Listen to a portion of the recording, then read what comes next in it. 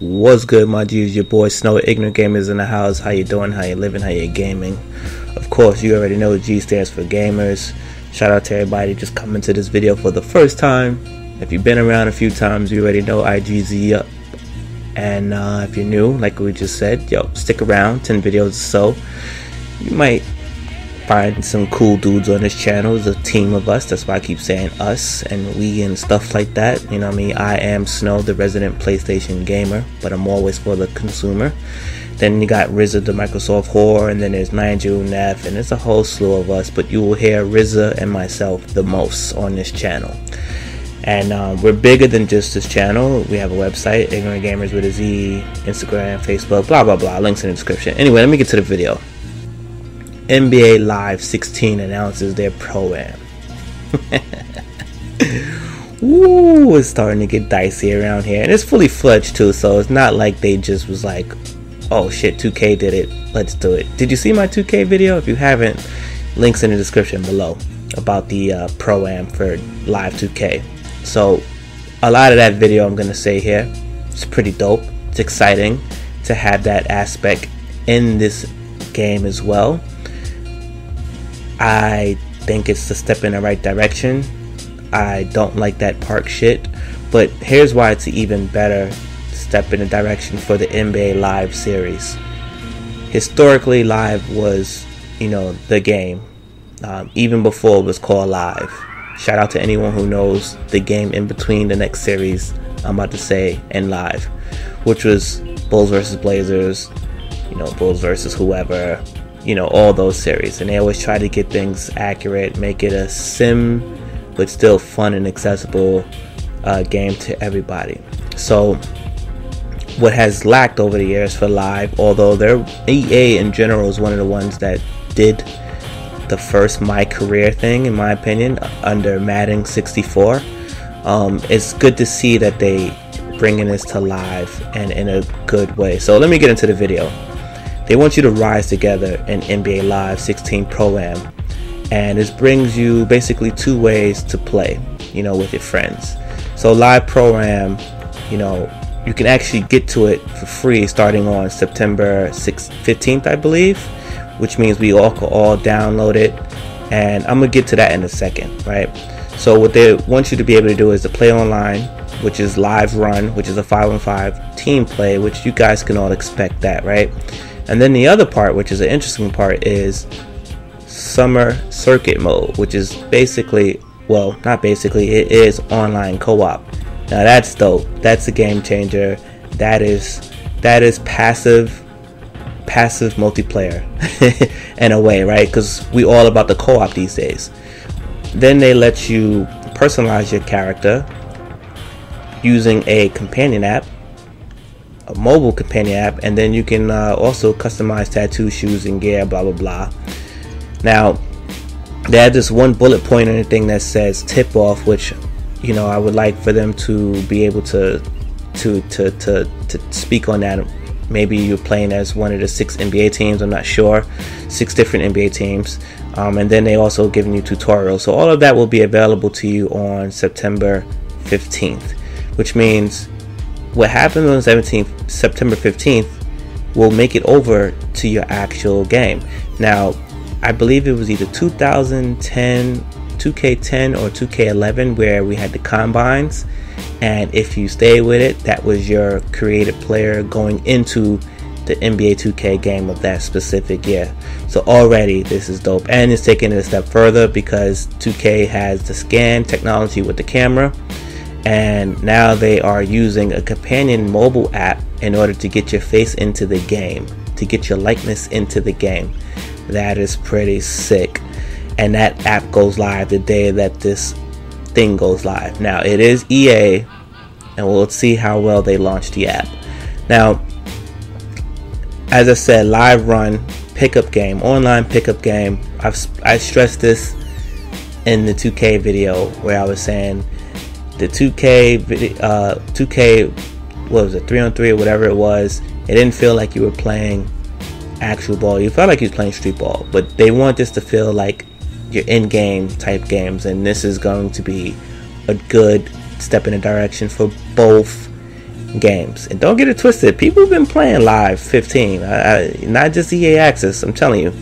So you get to take your creative player online, play them on real world courts where team chemistry is the key to winning games, and you get to level up and unlock gear by playing. Now I want to stop real quick. One of the big things that they're doing in this Live, which makes complete sense, and it's also one of the things that I hate in 2K, is they getting rid of the virtual currency, the VC. Now you guys know EA, and you guys know us around here, EA. We know EA likes to make you pay for things. They are not making you pay for points to upgrade your players' abilities. You have to go and you have to play online. You have to get that EXP online. You have to play. That is amazing. And in case you're worried about, well, I can't play other players again, well, that's what they created a co-op experience for. And the co-op experience is going to allow you to play against NBA players from different parks. And some of these parks, my friends, are not just BS parks. These are real parks. You got the Rucker Park. You got, what was the other park they named? Did they say Kingdom? No, Hoop Dome, sorry. Then they got this one in Seattle. There was another Brooklyn park. I don't know what that is. But they got some night. Venice Beach and Jordan's Terminal 23 is in there. So, you know, you got it. This is shaping up to be pretty nice. You know what I'm saying? So I mentioned a little bit of the Summer Circuit League in the, you know, just out of rotation, but basically you traveling across those courts, what I said, across America, and you know, every venue has a unique set of challenges and awards and guilds and skill upgrades. So, you know, it makes it worth playing online or doing the cooperative things to get that experience to upgrade your player. And again, even in the video that they showed to announce this, it looked very prevalent in how they was trying to tell the story, where I think the player who is a hoop god, I believe he's a YouTuber, a very successful YouTuber, and his player starts off as a 75, and then by the end of it he's an 80, which is basically saying, like, yeah, it's going to be tough at first. He got the ball stolen by him. Westbrook got dunked on a few times, but eventually you will get your ratings up and your bars up, as we like to say. The other part of that is the thing that happens with the thing that happens with 2K is the cheese factor of, you know, people making 7-foot guards and all this, that, and the third. And there's reasons behind why that's done. And Live already has set restrictions based off of based off of size and selected position. So they got a nice algorithm going on in there where you're not going to have a guard at 7'5" running up in court at full speed, you know, pulling up for threes and jamming on people. Like, that's just not going to happen. So, you know, that's pretty good. I don't want to talk anything about like the tattoos or any of the other crap, but just know that there's skill points and then that there's reward points to purchase awesome customizing swag. Now, going back to our earlier point, don't think EA just did away with making money. I do believe that the reward points to buy customizations and stuff will be heavy.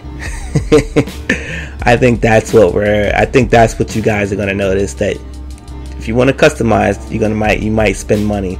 And people love customizations. That's why free-to-play games are so successful. Now, as far as the companion app, which also goes live, and don't forget the game goes live September 29th. We got the demo on the 15th. You know, that Game Face HD is what they're going to be trying to brand now with their technology, and who knows, it may end up in Madden, it may end up in NHL, who knows. But, you know, it will be a free app, and, you know, everything that you're thinking you should be able to do is basically a head start here on the 15th going into the game. So, you know, this is looking pretty good for Live. If you guys have EA access, I encourage you guys to go download NBA Live 15 and go check it out, because the game is evolving. I log into it. I play 5 games every month. Sometimes I play more, but I play 5 games every month just to see the feel of it.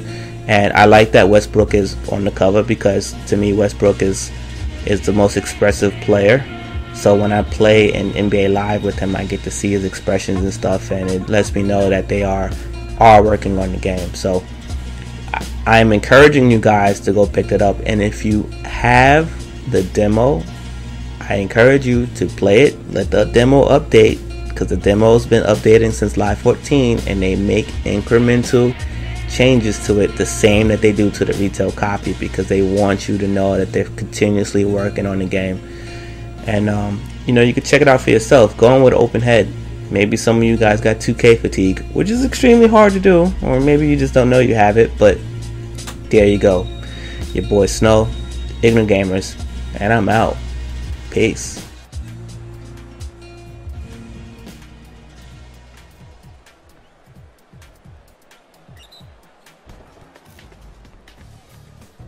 Hey everyone, it's Jalen Rose, and it's time for the EA Sports post-game wrap-up.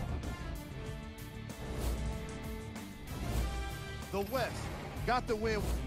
The East put up a fight, but didn't get their hands raised at the end.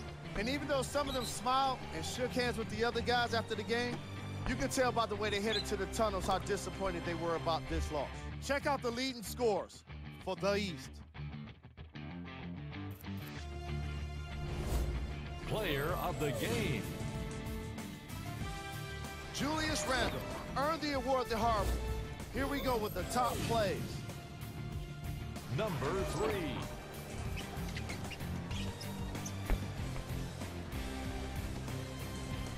Number 2.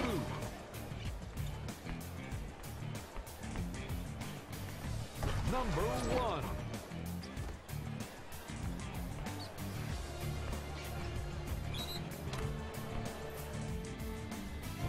This has been a presentation of ESPN on EA Sports. Until next time, I'm Jalen Rose, signing off.